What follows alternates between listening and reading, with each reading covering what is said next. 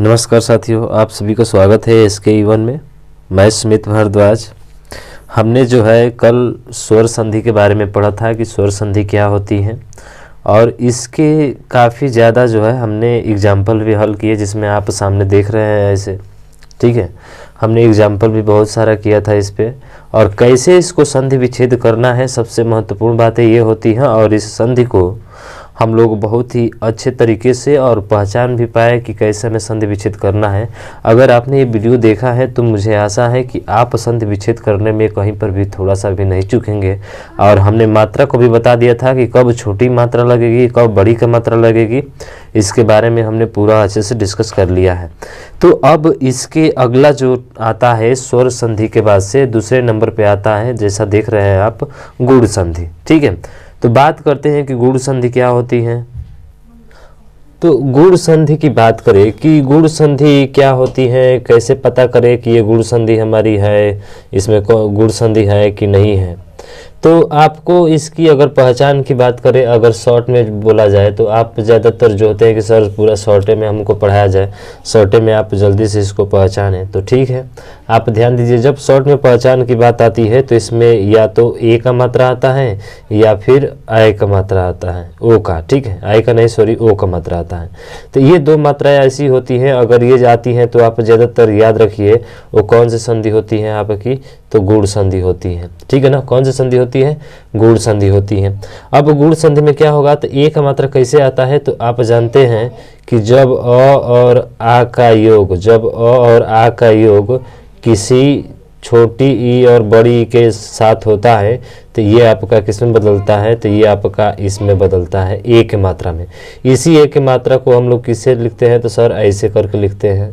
इसको हम लोग कैसे लिखते हैं, ऐसे करके लिखते हैं।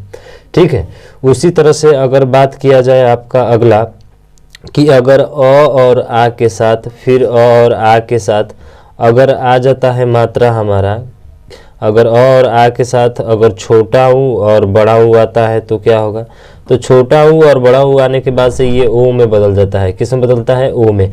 वैसे भी आप याद कर सकते हैं ऐसे कि छोटा ऊ, अ और ऊ के ओ, अ ऊ, औ। ठीक है ना, औ करके आ रहा है, यानी कि ओ का मात्रा हो जाएगा, तो ये ओ में बदलेगा। यानी कि अ और आ का योग जब छोटा ऊ और बड़ा ऊ के से होता है तो ये आपका ओ में बदल जाता है।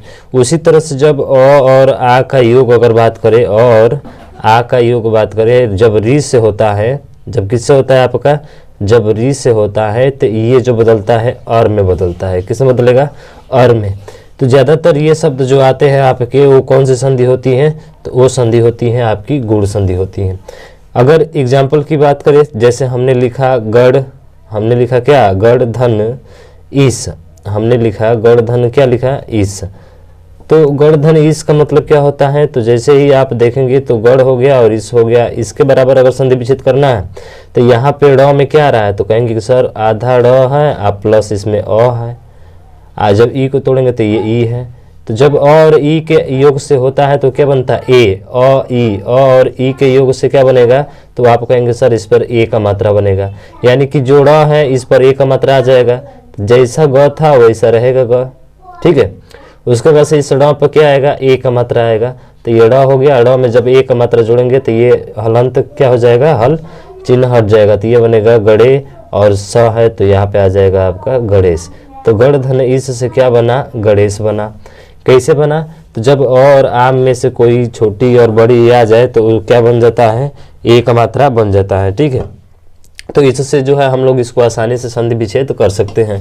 वैसे ही बात करें अगर दूसरे एग्जाम्पल की, जब हमारा अ या आ का योग जो है किसी छोटा ऊ और बड़ा ऊ से होता है तो क्या बनता है, ऐसे भी छोटा ऊ बड़ा ऊ आ रहा है तो अब देखिए ऊ आ रहा है, इसका मतलब कि सीधा ओ हो जाएगा हमारा। समझ रहे हैं ना, केवल एक मात्रा वाला यानी कि डबल मात्रा वाला इसमें नहीं रहेगा आपका। ठीक है, तो चलिए इस पर भी और बात करते हैं हम लोग। इसके एग्जाम्पल जैसे हम बात करें कि सर एक होता है महाधन उदय, क्या होता है, महाधन उदय। तो उदय में याद रखिएगा ये छोटा ओ का मात्रा आता है। जब आप इसको संधि विच्छेद करेंगे तो यहाँ पे देखेंगे कि आ का मात्रा है, कौन सी का है, ह में कौन सी का मात्रा है, आ का मात्रा है, प्लस ये ऊ है। तो आ और ऊ का जब योग होता है तो किस में बदलता है आपका, तो सर ओ में बदलता है। यानी कि इन दोनों के योग से किस में बदल जाएगा, ओ में बदल जाएगा। और जब ओ में बदलेगा तो ये जो मह था ये तो मह रहेगा ही रहेगा, ठीक है। और ओ का मात्रा जब जोड़ेंगे ह में तो ह में कौन सी का मात्रा हो जाएगा, ओ का मात्रा हो जाएगा। और उसके बाद से दय है तो ये हो गया आपका दय, तो क्या बनेगा महोदय। तो किससे बना, महाधन उदय से क्या बना आपका महोदय बना, ठीक है। और एग्जाम्पल की बात करें इस तीसरे वाले एग्जाम्पल पे, ठीक है। तो जैसे हमने कहा कि देवधन ऋषि, देवधन ऋषि, जैसे हमने कहा देवधन ऋषि, तो आप देखिए अगर इसको तोड़ेंगे तो ये आधा व जब भी बोला जाता है तो उसमें अ आता है आ प्लस री है, प्लस क्या है आपका री। तो जैसे इसको अ और री का योग होता है तो किस में बदलता है, तो अर में बदलता है, किस में अर में। तो यहाँ पे ये हो जाएगा हमारा क्या सर, द में एक मात्रा था दे, और व में जब अ जोड़ेंगे तो पूरा व हो जाएगा। ये हलंत नीचे है तो जानते हैं जब हलंत नीचे होता है तो आधा होता है, तो इसको हमें आर को आधा करना होगा। तो आधा करेंगे तो किस पर आएगा सर, 100 पर आएगा। यानी कि ये जो मात्रा थी वो तो रहेगी ही, लेकिन इस पर आधा ऊपर वाला आ जाएगा र, ये बन गया हमारा क्या देवर्षि। तो किससे बना है देवर्षि, देवधन ऋषि से मिलकर बना है क्या हमारा देवर्षि। चलिए क्या आपको समझ में आ रहा है ना। तो देखिए आप जिसमें देखेंगे ना तो इसमें आपको ए का मात्रा जरूर मिलेगा। किसका मात्रा मिलेगा, ए का मात्रा मिलेगा। तो इसमें भी ए का मात्रा आ रहा है, इसमें भी ओ का मात्रा आ रहा है। ए और ओ का मात्रा हमने बताया, ए का मात्रा और ओ का मात्रा। इसमें भी देखेंगे ए का मात्रा आ रहा है। तो आप देखकर भी बता सकते हैं कि इसमें कौन सी संधि है, तो कौन सी संधि है आपकी गुण संधि है। लेकिन अक्षर हमको शब्द दे दिया रहता है हमको और उसका संधि विच्छेद करना होता है तो थोड़ा सा हमको दिक्कत होती है, लेकिन आपको उस दिक्कत का भी सामना डट के करना है क्योंकि आप इसके E1 से जुड़े हुए हैं। चलिए बहुत बहुत अच्छा हम लोग एग्जाम्पल लेते हैं। अगर इसके एग्जाम्पल की बात करें हम, ठीक है, किसकी एग्जाम्पल की, तो ज़रा ध्यान दीजिएगा। अगर हम कहें कि इतरेतर में कौन सी संधि है तो आप देखकर ही बता सकते हैं सर ए का मात्रा आ रहा है, इसका मतलब कि इसमें संधि है हमारी कौन सी है, गुण संधि है। कौन सी संधि है, गुण संधि है। लेकिन अगर पूछा जाए कि इसी का संधि विच्छेद बताइए क्या होगा, तो ध्यान रखिएगा टूटेगा तो कहाँ से टूटेगा, या तो आपके ए के मात्रा से टूटेगा या तो आपके आई के मात्रा से टूटेगा, ठीक है। तो सर कहेंगे कि यहाँ से टूटेगा, बिल्कुल सही यहाँ से टूटेगा।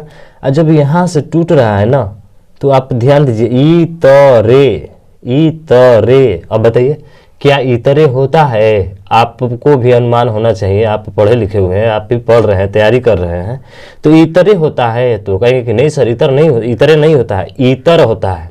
अरे इतर समझते हो ना, इतर तो दे दो, समझ रहे हो ना।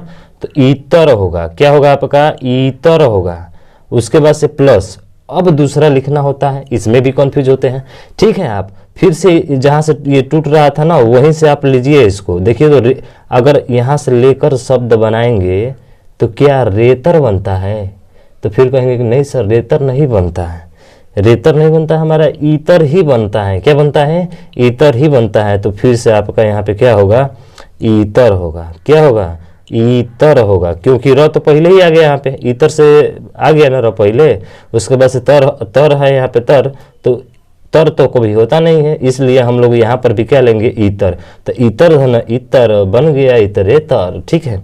इतर धन इतर बन गया इतरेतर। अब कहेंगे कैसे सर, तो सर यहाँ पे देखिए जब आर है, यहाँ पे र है कि नहीं है, तो आप कहेंगे सर बिल्कुल है। तो र में कौन सी का मात्रा है, तो र में अ का मात्रा है ना, अ समझ रहे ना, स्वर है कि नहीं र में, तो आप कहेंगे सर बिल्कुल है क्योंकि र पूरा है यहाँ पे तो स्वर है। इस पे भी स्वर है कि नहीं, तो आप कहेंगे सर ये तो खुद स्वर है छोटी।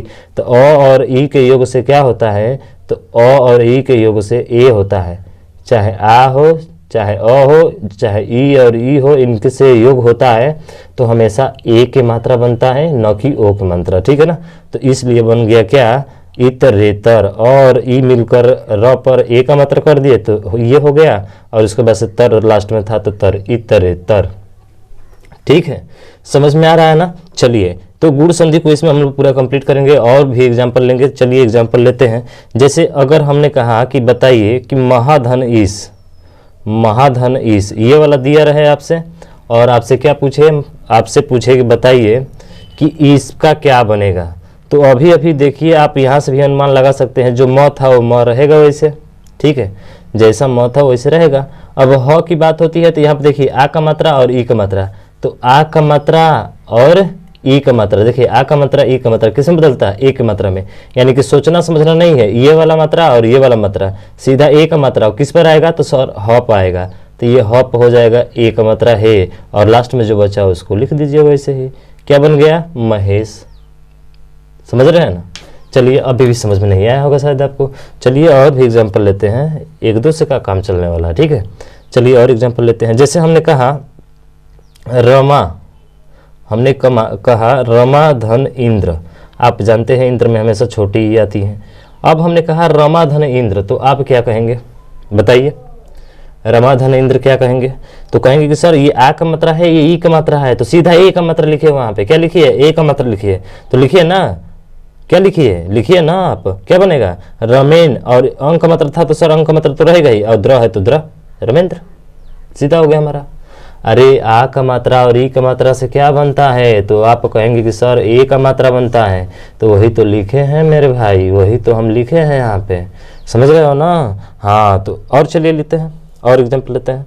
अगर मान के चलिए हमने कहा पर धन उपकार, हमने क्या कहा, पर धन उपकार, पर धन उपकार, अब बताइए क्या होगा, तो आप कहेंगे सर यहाँ पे अ का मात्रा है, कुछ नहीं है तो अ का मात्रा है, आपको वर्ण विश्लेषण आना चाहिए, और हमने पढ़ाया भी है मेरे भाई, ठीक है।